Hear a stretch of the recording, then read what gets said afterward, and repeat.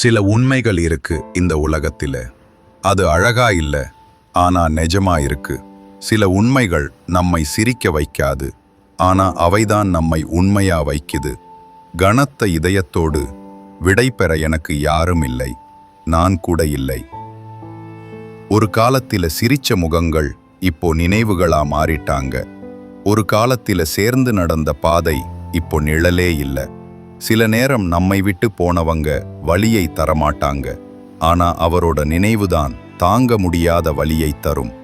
அந்த வலிதான் இப்போ என் தோழி, என் சுமை, என் உலகம். யாரும் இல்லைன்னா பயமா இருக்கு, ஆனா அதுவே சில நேரம் அமைதியா இருக்கு. பேச யாரும் இல்லைன்னா மனசுதான் பேச்சு ஆரம்பிக்கும்.